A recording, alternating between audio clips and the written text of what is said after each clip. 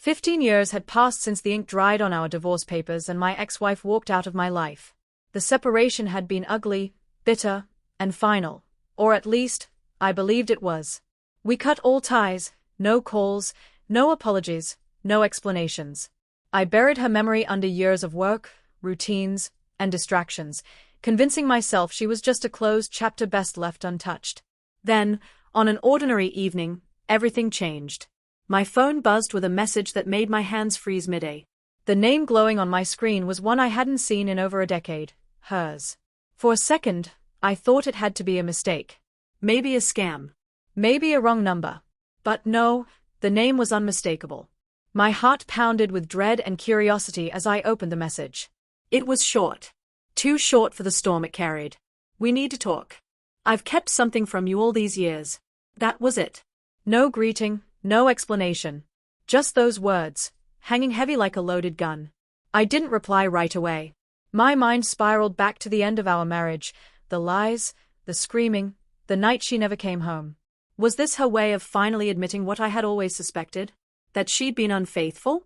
Or was she just trying to dig up wounds I had spent years trying to heal? Sleep never came that night. Her words looped endlessly in my head.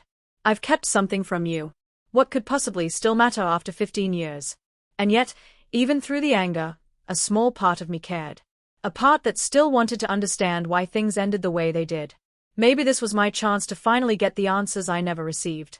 By morning, I couldn't take the silence anymore. My reply was only 2 words: "What is it?" My hands shook as I pressed send. Minutes became hours.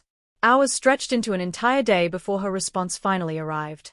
This time, the message was longer, and every line felt like a blow to the chest. "You deserve to know the truth. Back when we were married, I wasn't faithful. But it's more than that. Something happened, and it involves you more than you realize." My stomach knotted as I read those words. Anger flared instantly, but underneath it was a darker feeling: fear. She wasn't just admitting to an affair. She was pointing at something far more serious. I typed, deleted, retyped, then finally sent the only question that mattered. "What do you mean it involves me?" This time, she didn't text back. My phone rang instead. Her voice, the voice I hadn't heard in 15 years, was shaky, trembling with something close to panic. She told me she had a son. A boy in his teens. She paused, letting the silence torture me, before saying the words that nearly made me drop the phone. "Is yours?" The world tilted. My chest tightened, and for a moment, I couldn't breathe. 15 years ago, she had walked out, never saying a word about a child. Never giving me the chance to know. My mind flooded with questions.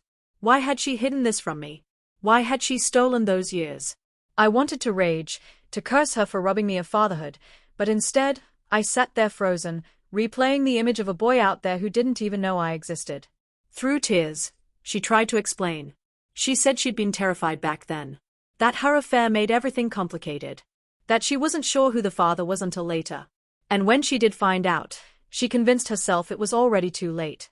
But now, she said, the guilt was unbearable. I ended the call with my heart in pieces and my world turned upside down.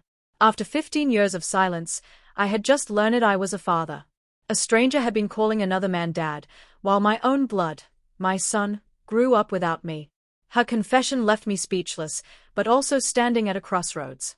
I could stay silent and let those years remain lost, or I could fight for a bond one never even knew I had. One thing was certain, my life would never be the same.